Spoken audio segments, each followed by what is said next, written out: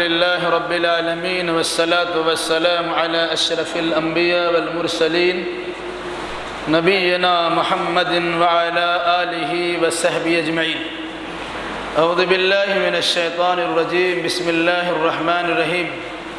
وما كنت تتلو من قبله من كتاب ولا تخطه بيمينك إذا لارتاب المبطلون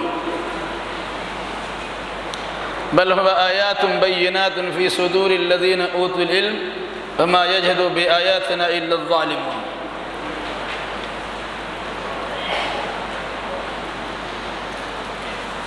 حفاظت قرآن سے متعلق درس چل رہا ہے، یہ باتیں آ رہی ہیں، اسی میں سے آج کے بھی درس انشاءاللہ ہوگا.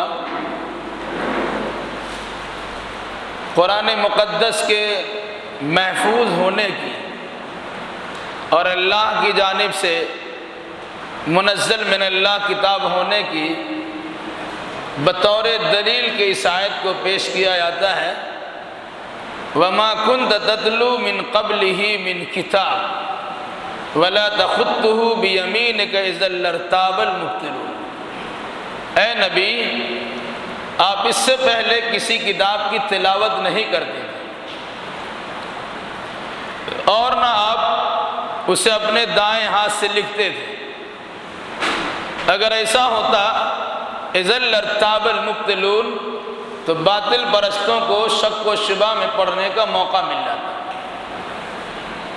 پھر اس کے بعد کیا فرمایا؟ بل هو آیات بینات فی صدور الذین اوتوا العلم.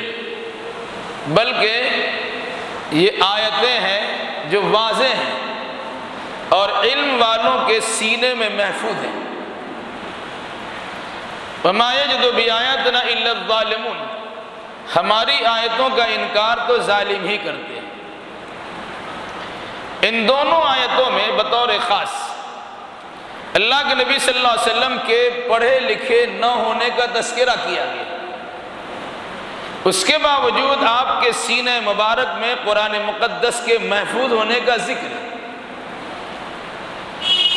کفار و مشرکین کے جانب سے یہ کہنا کہ یہ خود لکھ لیے ہیں یا لکھوا لیے، تو قرآن نے اس کی تردید کی ہے. وَمَا كُنْتَ تَتْلُو مِنْ قَبْلِهِ مِنْ كِتَابٍ. اے نبی، آپ اس سے پہلے کسی کتاب کی تلاوت نہیں کرتے تھے، یعنی آپ کو پڑھنا ہی نہیں آتا تھا. وَلَا تَخُطُّهُ بِيَمِينِكَ. اور نہ اسے اپنے ہاتھ سے لکھتے تھے، یعنی آپ کو لکھنا بھی نہیں آتا تھا. آپ پڑھے لکھے نہیں تھے، ان پڑھ تھے، جس کو قرآن مقدس نے باضابطہ ایک خاص لفظ سے یاد کیا ہے. امی محض تھے. آپ امی تھے جنہوں نے لکھنا پڑھنا سیکھا نہیں تھا، اور پوری قوم آپ کی امی تھی. تو امی انسان کو امیوں میں بھیجا گیا. کیوں بھیجا گیا؟ اگر پڑھا لکھا آپ ہوتے اور آپ اپنے ہاتھوں سے کتابت کرتے اور لکھتے اور لوگوں کی نگاہ میں پڑھے لکھے ہونے کی حیثیت سے مشہور ہوتے، تو لوگوں کا یہ اعتراض صحیح ہو جاتا. یہ پڑھا لکھا انسان ہے، بڑی عیاری اور مکاری سے انہوں نے عربی کے جملے سجا لیے ہیں اور اپنے ہاتھ سے لکھ کر ہمارے سامنے بیان کرنا شروع کیا. تو قرآن نے کہا آپ اس سے پہلے پڑھتے بھی نہیں تھے اور آپ اس سے پہلے لکھتے بھی نہیں تھے. اگر لکھنا پڑھنا آپ کا کام ہوتا تو پھر باطل پرستوں کو شک و شبہ میں پڑھنا بالکل صحیح ہوتا. وہ کہہ سکتے تھے کہ انہوں نے اپنے ہاتھ سے لکھ لیا ہے اور یہ اپنے ماتھے سے لکھ کر کے لوگوں کو بیان کر دیا.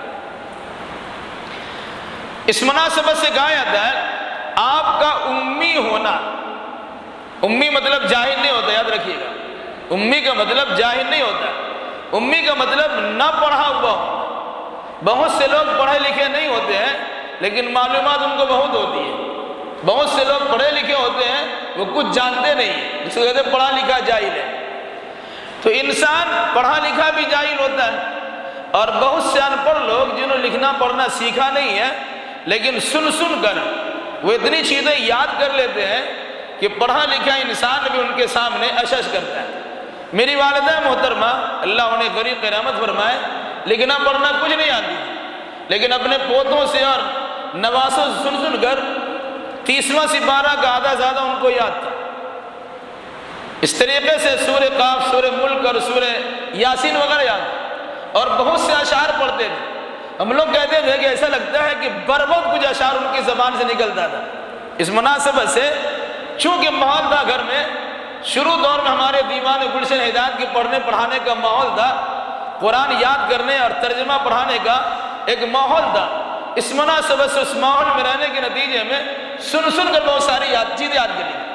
تو اللہ کے نبی صلی اللہ علیہ وسلم لکھنا پڑھنا جانتے نہیں تھے، اس کے باوجود آپ نے جو باتیں سنائی ہے، بڑا لکھا پڑھا انسان بھی آپ کے سامنے گھٹنے ٹیکنے پر مجبور ہو گئے۔ کیوں؟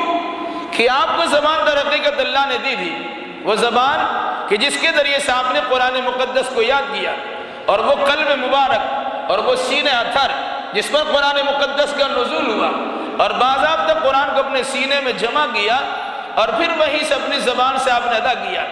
دل سے جو بات نکلتی ہے اثر رکھتی ہے، دل سے جو بات نکلتی ہے اثر رکھتی ہے، پر نہیں طاقت پرواز مگر رکھتی ہے۔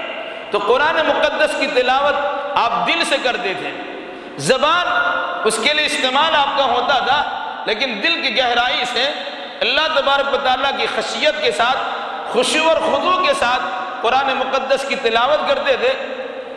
جو انسان آپ کی زبان سے قرآن کو سنتا تھا، ایسا لگتا ہے کہ جادو بیانی ہو رہی ہے، ایسا لگتا کہ جس طرح جادو کا اثر ہوتا ہے، اس طرح قرآن مقدس کی تلاوت کا اثر ان پر ہو جایا کرتا ہے۔ اس مناسبت سے لوگوں نے آپ کو جادوگر کہنا شروع کر دیا۔ آگے اللہ نے کیا فرمایا؟ بل هو آیات بینات فی صدور الذین اوتوا العلم، بلکہ یہ آیات بینات ہیں جو علم والوں کے سینے میں محفوظ ہے۔ اس اندازہ لگائیے، جو انسان قرآن کا حافظ ہوتا ہے، جو انسان قرآن کا عالم ہوتا ہے، اللہ نے ایسے انسان کو اہل علم کہا ہے۔ جس انسان کے دل میں اور دماغ میں قرآن مقدس کی آیت نہ ہو، دنیا کے بے شمار اشعار یاد رکھے ہو، بہت سے گانے یاد رکھے ہو، بہت ساری کتابیں یاد رکھے ہو، لیکن اس کے دل میں قرآن مقدس کی آیت نہیں ہے، قرآن کے بیان کے مطابق وہ انسان جاہل ہے، وہ عالم ہو ہی نہیں سکتا۔ کیا کہا؟ بل هو آیات بینات فی صدور الذین اوتوا العلم، بلکہ یہ آیات بینات ہے جو ان لوگوں کے سینے میں محفوظ ہے جو علم والے ہیں۔ اندازہ لگائیے، جس طرح قرآن کو اللہ نے لوح محفوظ میں رکھا ہے، ساتوں آسمان کے اوپر ایک جگہ ہے، وہ ایک بہت بڑی تختی ہے، ساری کائنات کی تقدیر کو اس میں لکھ کے اللہ نے رکھا ہے، اسے لوح محفوظ کہا جاتا ہے۔ وہی قرآن مقدس میں لکھا ہوا ہے، وہیں سے نقل کرا کر اللہ کے نبی صلی اللہ علیہ وسلم کو دلایا گیا۔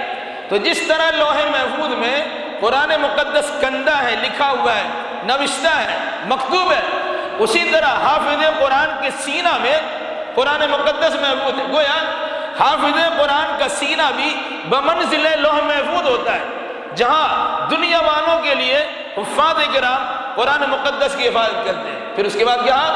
وَمَا يَجْحَدُ بِآيَاتِنَا إِلَّا الظَّالِمُونَ، ہماری ایسی آیتوں کا انکار سوائے ظالم کے کوئی نہیں کر سکتا۔ یعنی جس دور میں جن لوگوں نے بھی قرآن مقدس کی آیت کا انکار کیا ہے، اس کی تردید کی ہے، اس کی تکذیب کی ہے، اس کے خلاف زبان کھولی ہے، اس کے خلاف آواز اٹھائی، وہ انسان اپنے آپ کو پڑھا لکھا سمجھتا ہو، دنیا والوں سے پڑھا لکھا جانتے ہو، لیکن قرآن مقدس نے اسے جاہل بھی کہا ہے۔ وہ انسان اگر اپنے آپ کو عدل و انصاف پر مشتمل شخصیت تصور کراتا ہو، قرآن ایسے انسان کو ظالم کہا ہے۔ گویا جو انسان قرآن کے خلاف زبان کھولتا ہے وہ ظالم ہوتا ہے۔ ایسے ظالم انسان سے آپ کو دور رہنے کی ضرورت ہے۔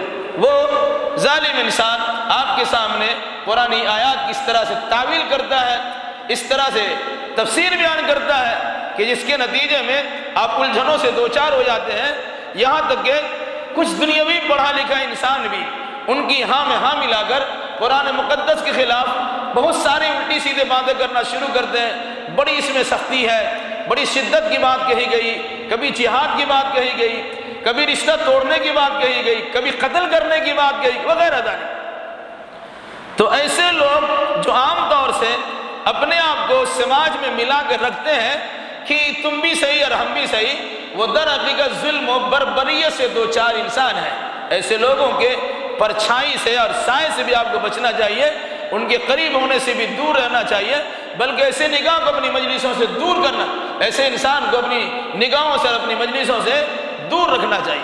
اللہ تعالی ہمیں اور آپ کو اور جملہ مسلمانوں کتاب اللہ اور سنت رسول اللہ کی روشنی میں صحیح عقیدہ و عمل بجا لانے کی توفیق مرحمت فرمایا۔ السلام علیکم ورحمۃ اللہ وبرکاتہ۔